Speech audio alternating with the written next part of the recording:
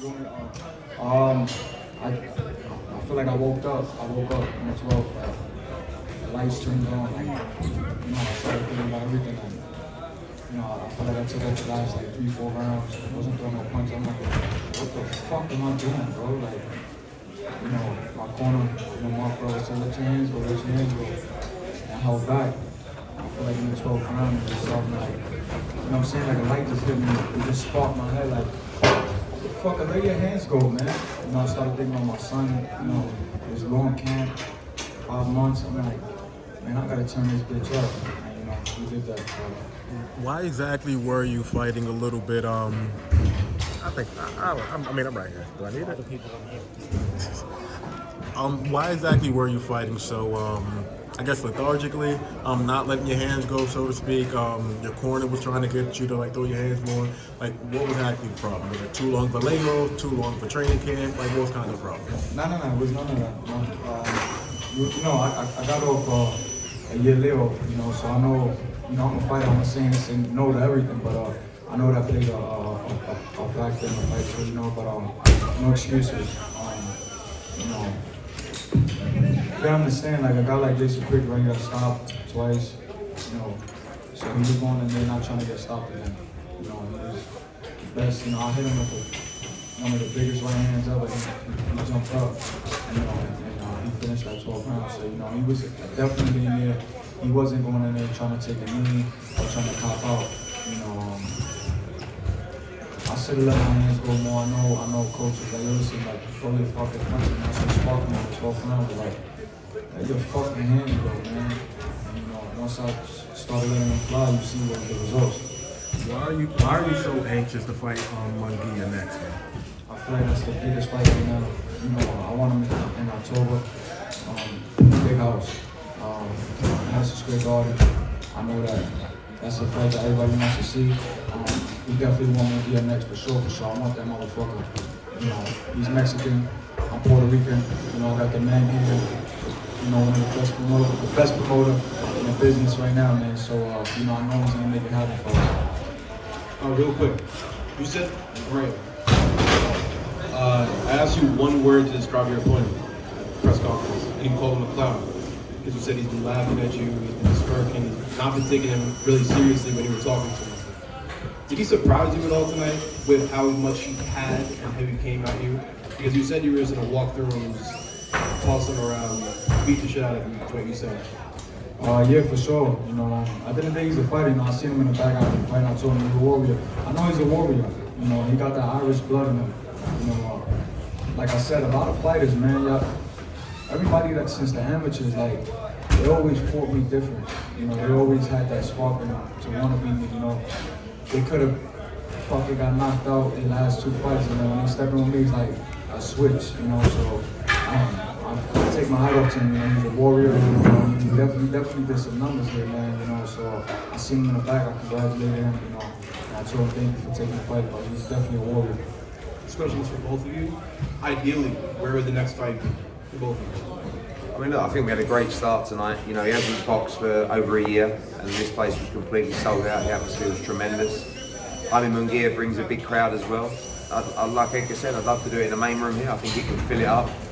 It also fills up probably Vegas, LA, but I think it's a conversation with the zone. They love the fight. Everybody loves the fight. There's other options. I think Gennady Golovkin, also in the big room, is a tremendous fight. You've got Billy Joe Saunders from the UK, but he needs probably a comeback fight first. There's loads of fights, John Ryder, but I think the fights that fill the big room are Munguia and Gennady Golovkin. And Edgar, you're talking about fighting in Puerto Rico. Is it Puerto Rico or New York next for you, ideally? Definitely, we were talking about that, trying to get a fight in Puerto Rico. Yeah. But listen, man, if be a fight, land, if we can make it happen, that's the fight we want. I think we gotta make it happen right now. This is the year to make it happen. Puerto Rico versus Mexico, he's a banger, I'm a banger. I definitely got the rust off, I'm back with my old team, so we gonna pick up from that 12th round, we picking it up from there on. That's how we're gonna fight from round 1 to round 12 from now, so I just had to shake it up, and get the job done. Congratulations. Edgar, first of all, I want to say congratulations. Second of all, For example, like in the sport of football, when you come in as a rookie, they say that the game is fast, and then as they gradually go on along, the game gets slower for them. You showed a lot of poise tonight when you were cutting the ring off and picking your shots. Do you feel that in the ring things are getting slower for you, and you're getting more adapted to being an elite boxer? Yeah, for sure. That's actually a great question. I feel like it was sort of slow. I just know if I would have picked it up from the 6th, 7th, 8th, I would have got him out of there. You know, I felt like I just waited all that time, and then the 12th round was like, I gotta turn this bitch up, you know, and you've seen the results. So, but, you know, it's a learning process. You know, I'm learning. I'm young, 26. I'm a power puncher, but you know, I'm blessed to be back with my whole team. You know, and listen, man, I'm taking a week off and I'm going right back into the gym to work. You know, this shit, I ain't partying, I ain't doing nothing, man. All I want to do is just get back in the gym. As soon as I went to the fight, I said, I'm always back in the gym in a week. I'm taking off a week and be right back to the, you know, in the gym to work. Eddie, I have one question for you. You looked great last week. Where's your New Orleans t-shirt? Yeah, no, I left that in New Orleans. I had a New York one on today. So yeah, it's been a great run. So I got a question for both Edgar and Eddie. There's obviously a desire to go to a bigger venue. You did sell this out. It was very impressive. Fan atmosphere is incredible. Have you thought, Eddie, about ever doing something at the Arthur Stadium in Queens? It's a beautiful outdoor stadium. Seats over 20,000. Edgar, if you went out there, you'd be the first person to fight at that venue. They hosted professional wrestling concerts in addition to tennis. Any thoughts about that? Yeah, I mean, we always like to push the boundaries and do something different. You know, in the past, I've been on to Flushing Meadows as well about doing something there, just something different. You know, we've done it a lot in the UK. I do want Edgar to fight in Puerto Rico as well, and I think if we didn't land the Munguia fight or something like that, maybe that's something we do next. There's something a little bit different, but I also want to keep the momentum of what we started tonight. Just in terms of perspective of the fighters you mentioned you'd like to fight next, how tough do you feel those fights are with Ryder and Billy Joe Saunders for you? I think Billy Joe Saunders isn't going to be ready this side of the year for Edgar Berlanga, but I think he will be a great fight. You know, he's a big name. John Ryder's a very tough fight. You saw him go 12 with Canelo Alvarez.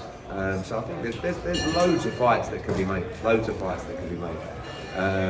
You know, you got Caleb Plant, you got obviously Benavidez, you got Morrell, you got Charlie, you got loads of super middleweights. That's the other side of the street, if that's what you want to call it. But we don't care really. We're doing our own thing, and you know, I know that the Zone will be very keen on Munguia against Berlanga. Munguia does great numbers, so does Edgar. So it's just a tremendous fight. Do you feel those two fights, Saunders and Ryder, are tough for you? Say it again? Do you feel those two fights, Saunders and Ryder, are tough for you?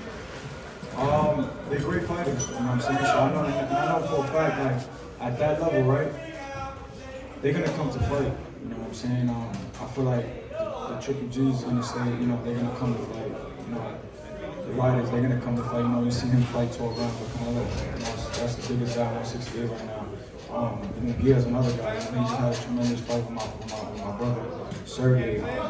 Right now, for real, I just feel like the biggest fight right now is Munguia. You know, just for the simple fact that he's Mexican, he's young, he's my age, you know, we both do numbers, and I know for a fact we could do a crazy number out here and we all have to guard him. So, you know, I gotta, you know, we sit down with Keith Conley, my dad, and the boss man, and, you know, we just make it happen.